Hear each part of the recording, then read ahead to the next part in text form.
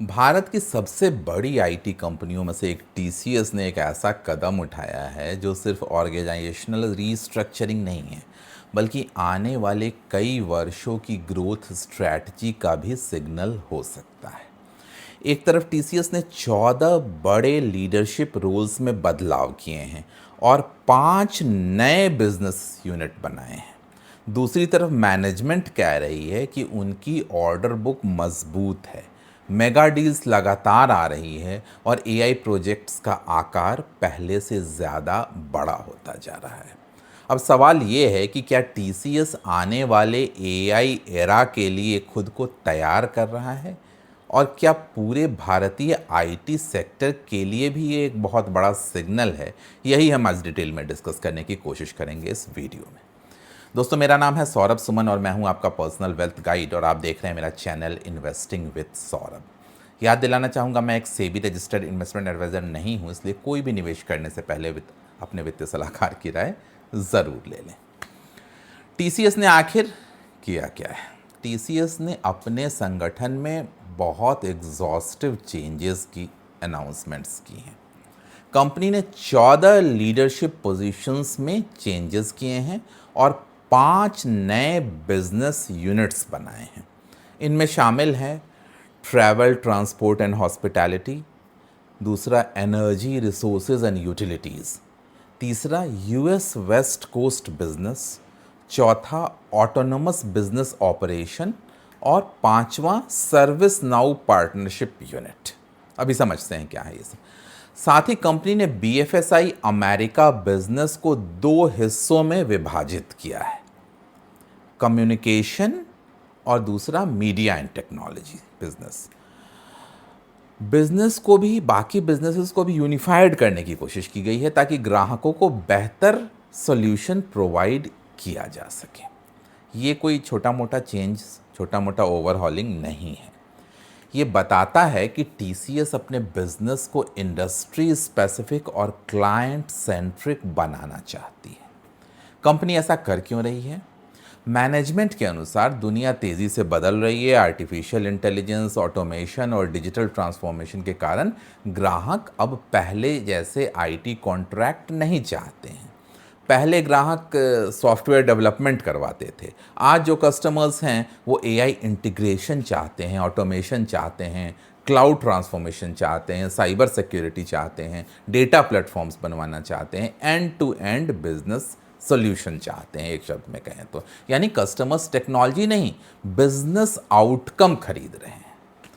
ऐसे में टीसीएस अपने लीडर्स को अधिक फोकस और अकाउंटेबिलिटी देना चाहती है। जब हर सेक्टर का अलग अलग लीडरशिप टीम होगा तो बड़े डील्स जितना आसान हो सकता है।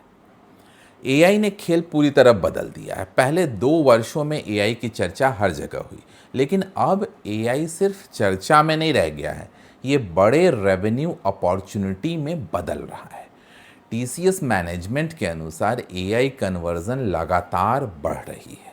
सबसे महत्वपूर्ण बात यह है कि एआई प्रोजेक्ट्स का साइज बड़ा होता जा रहा है, यानी कस्टमर्स छोटे पायलट प्रोजेक्ट से अब आगे बढ़कर बड़े एंटरप्राइज लेवल एआई डिप्लॉयमेंट की तरफ जा रहे हैं।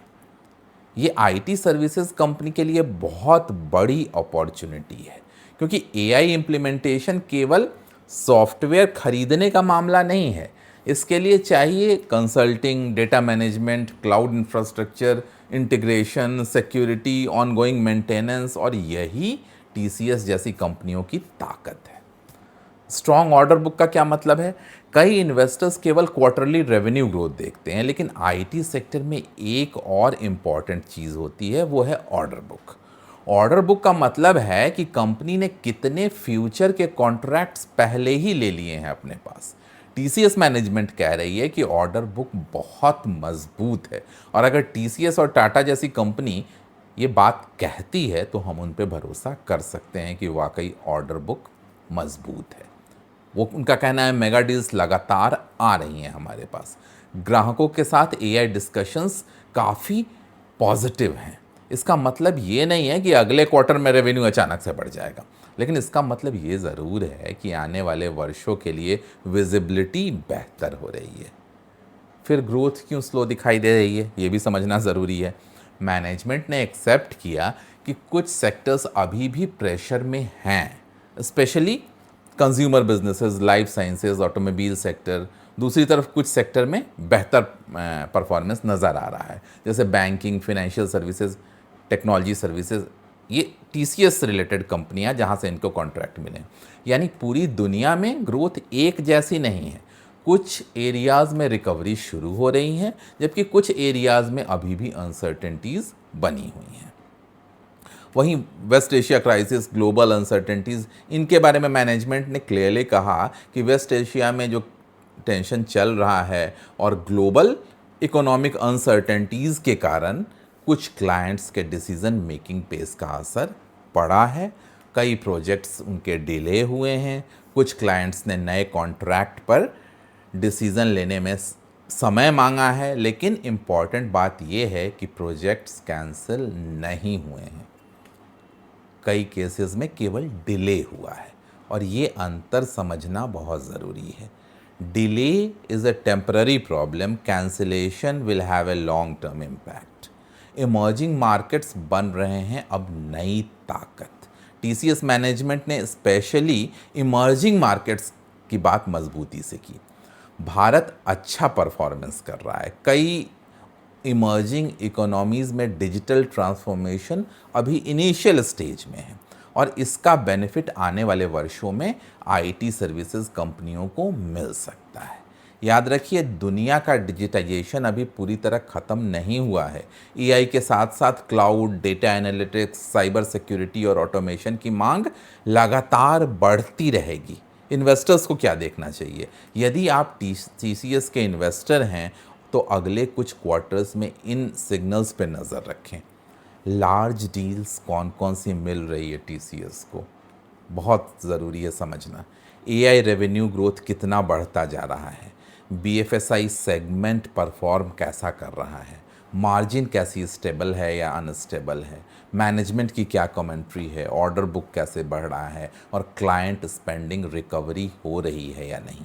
यदि एआई प्रोजेक्ट्स वास्तव में बड़े रेवेन्यू स्ट्रीम्स में बदलते हैं तो टीसीएस, और इनफैक्ट मैं ये कहूँगा कि पूरा आईटी सेक्टर एक नए ग्रोथ साइकिल में एंटर कर सकता है। कि क्या ये सिर्फ कहानी सिर्फ टीसीएस की है? नहीं, ये पूरे भारतीय आईटी सेक्टर की कहानी हो सकती है। जब भारत की सबसे बड़ी आईटी कंपनी अपने ऑर्गेनाइजेशन एआई और मेगा डील्स के हिसाब से रीऑर्गेनाइज करती है, ओवरहॉल करती है, तो ये एक बहुत बड़ा सिग्नल है। इन्फोसिस, एचसीएल टेक, विप्रो, टेक महिंद्रा, एलटीआई, माइंडट्री और परसिस्टेंट सिस्टम जैसी कंपनियां भी एआई अपॉर्चुनिटीज़ को पकड़ने की कोशिश कर रही हैं। कहीं से स्टॉक रिकमेंडेशन नहीं है। आने वाले वर्षों में ये कंपनियां विनर हो सकती हैं। एआई को तेज़ी से जो जितना अपनाएगा, बड़े एंटरप्राइज क्लाइंट्स के साथ गहरे रिलेशंस बनेंगे, इंडस्ट्री स्पेसिफिक सॉल्यूशंस ये लोग डेवलप करेंगे, अपनी प्रोडक्टिविटी बढ़ाएंगे और इनकी ग्रोथ होती जाएगी। टीसीएस की ये रिस्ट्रक्चरिंग केवल मैनेजमेंट चेंज नहीं है, ये फ्यूचर की तैयारी है, प्रिपरेशन है। कंपनी एक ऐसे दौर के लिए खुद को तैयार कर रही है जहां एआई, ऑटोमेशन और लार्ज ट्रांसफॉर्मेशन डील्स ग्रोथ के प्रमुख इंजन्स बनेंगे। शॉर्ट टर्म में चैलेंजेस रहेंगी, ऑफ कोर्स ग्लोबल अनसर्टेनिटीज़ भी रहेंगी, लेकिन strong order book, mega deals और बढ़ते एआई अपॉर्चुनिटीज़ ये सिग्नल देते हैं कि भारतीय आईटी सेक्टर का अगला ग्रोथ चैप्टर शायद धीरे धीरे लिखा जा रहा है। अब देखना ये है कि आने वाले क्वार्टर्स में ये स्ट्रैटेजिक नंबर में कितनी तेज़ी से दिखाई देता है ये सारे चेंजेस। दोस्तों, कुछ इंसाइट मिली होगी टीसीएस के बारे में और ओवरऑल आईटी सेक्टर के बारे में। आपका क्या ओपिनियन है? आपने कौन कौन सी आईटी कंपनीज़ को वॉच लिस्ट में रखा हुआ है, और कौन कौन सी कंपनीज़ में आप उम्मीद कर रहे हैं कि एआई प्रोजेक्ट सबसे तेज़ी से इम्प्लीमेंट होंगे? कमेंट बॉक्स में लिख कर बताना, हम साथ में डिस्कस करेंगे। जल्दी ही मिलते हैं ऐसे किसी नए वीडियो के साथ। तब तक सौरभ सुमन साइनिंग ऑफ।